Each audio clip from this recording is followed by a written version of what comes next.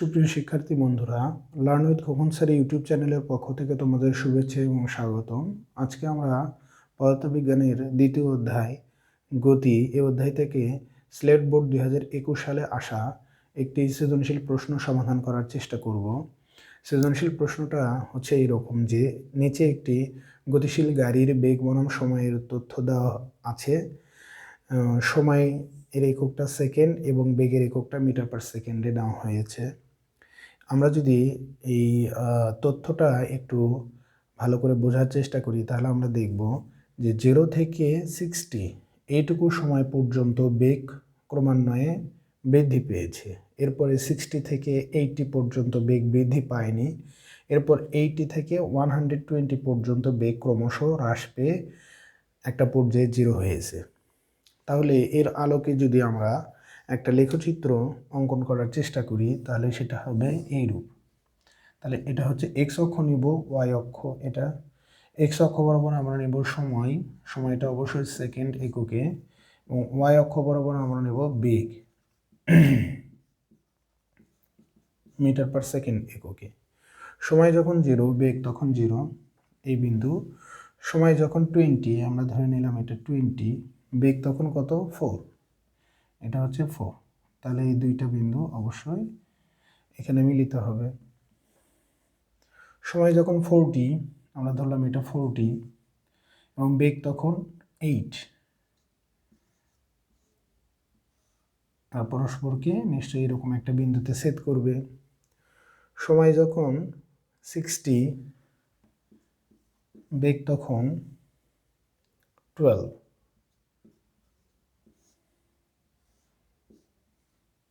সময় যখন 80,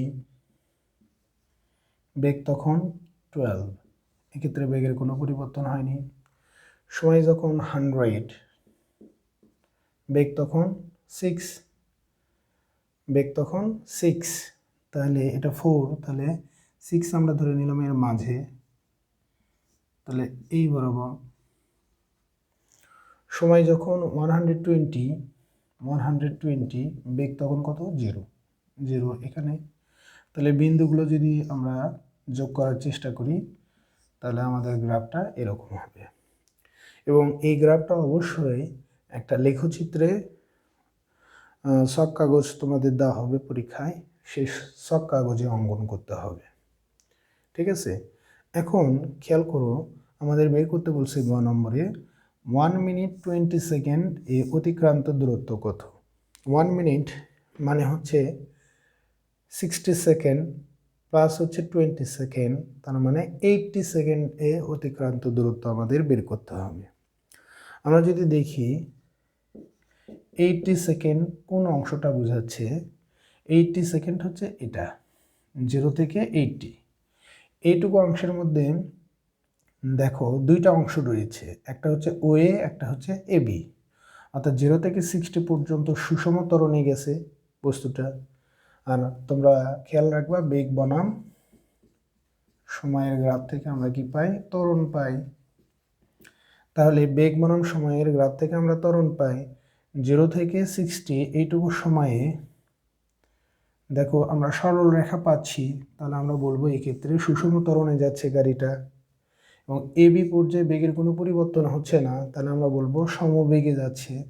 আর বিসি অংশে বেগটা ক্রমশ হ্রাস পাচ্ছে, তাহলে আমরা বলবো সুষম মন্দনে যাচ্ছে। ওকে, তাহলে 0 থেকে 80 এইটুকু সময়ের ব্যবধানে 0 থেকে 80 সেকেন্ডে, অর্থাৎ 80 সেকেন্ডে যদি আমাদের অতিক্রান্ত দূরত্ব নির্ণয় করতে হয় তাহলে আমাদের প্রথমে 60 সেকেন্ডে অতিক্রান্ত দূরত্ব বের করতে হবে, অর্থাৎ সুষম ত্বরণে অতিক্রান্ত দূরত্ব বের করতে হবে। এরপর 60 থেকে 80, অর্থাৎ আমরা বলতে পারি পরবর্তী 20 সেকেন্ডে আমাদের অতিক্রান্ত দূরত্ব বের করতে হবে, এবং পরবর্তী 20 সেকেন্ডে গাড়িটা কী হয়ে গেছে, আমরা বলবো সমবেগে গেছে। তাহলে আমরা প্রথমে বের করি যে প্রথম 60 সেকেন্ডে অতিক্রান্ত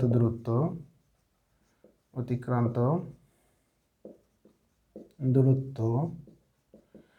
যে S1 = U + V/2 × T, যেখানে আদিবেগ হচ্ছে ও এ অংশে যাত্রা শুরু করা হয়েছে এই বিন্দু থেকে, তাহলে এখানে আদিবেগ হচ্ছে 0, শেষ বেগ হচ্ছে 12, ও এ অংশের শেষ বেগ এটা হচ্ছে শেষ অবস্থান, তাহলে এটা হচ্ছে 12 ডিভাইডেড 2 ইন্টু এই যে ও এ অংশের সময়ের ব্যবধান হচ্ছে 0 থেকে এই যে 60, তাহলে আমরা বলবো এখানে সময়টা হচ্ছে 60। তাহলে 12 প্লাস 0 মানে 12কে আমরা যদি 2 দিয়ে ভাগ দিই তাহলে আমাদের হবে 6 ইন্টু 60, তার মানে 360 মিটার। তাহলে প্রথম 60 সেকেন্ডে 360 মিটার দূরত্ব অতিক্রম করবে এবং পরবর্তী এই যে 80 মাইনাস 60, তাহলে এইটুকুতে সময়ের ব্যবধান কত 20, পরবর্তী 20 সেকেন্ডে অতিক্রান্ত দূরত্ব 20 সেকেন্ড এ অতিক্রান্ত দূরত্ব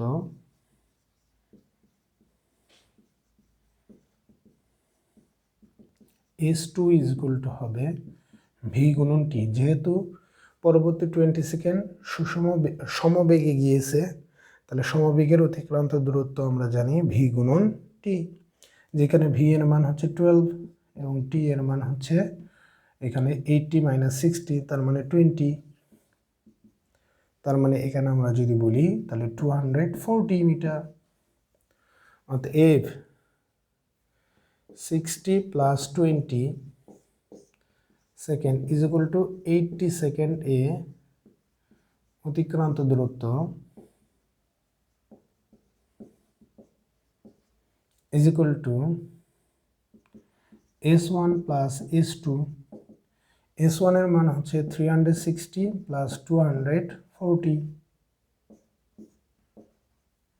ইজ ইকুয়াল টু এই যে 0, 4 আর 6 যোগ দিলে হবে আমাদের 10, তাহলে 3 মানে 6, তার মানে 600 মিটার।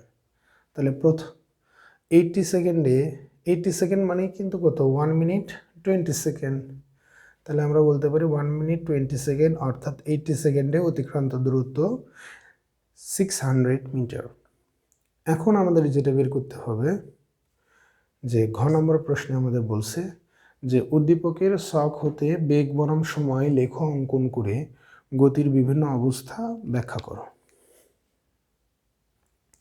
তাহলে ঘ নম্বর প্রশ্নের জন্য তোমাদের এরকম একটা ছক লেখচিত্র অঙ্কন করে নিতে হবে এবং অবশ্যই লেখচিত্রটা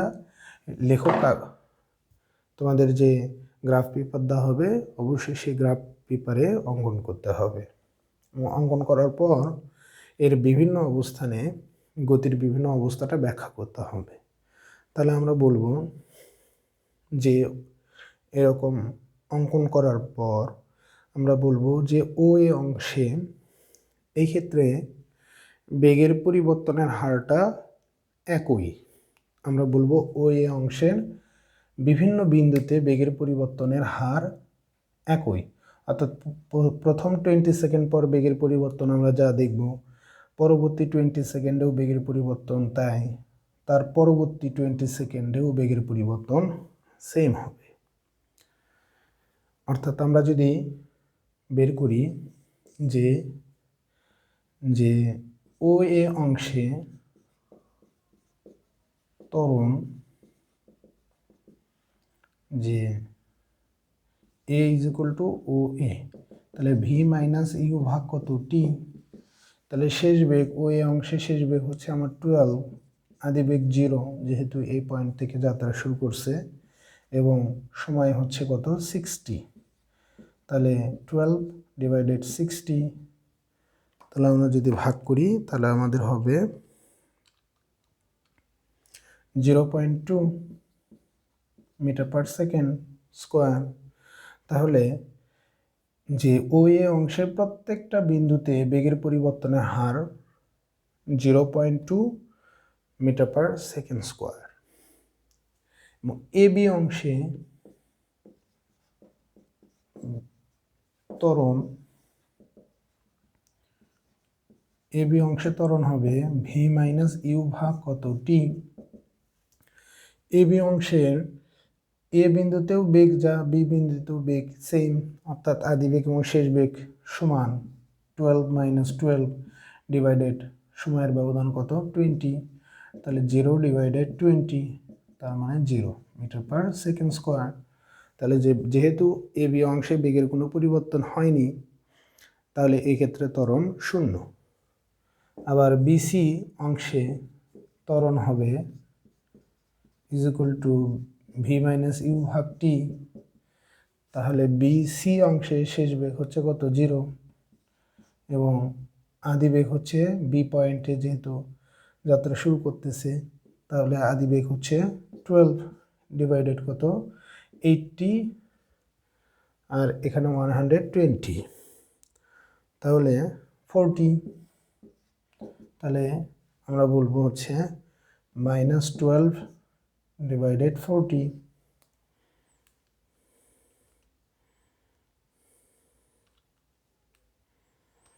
তাহলে 12 ডিভাইডেড 40, তাহলে হবে is equal to -0.3 metre per second square. তাহলে আমাদের যদি বলা হয় ও এ অংশে গতির অবস্থাটা কীরকম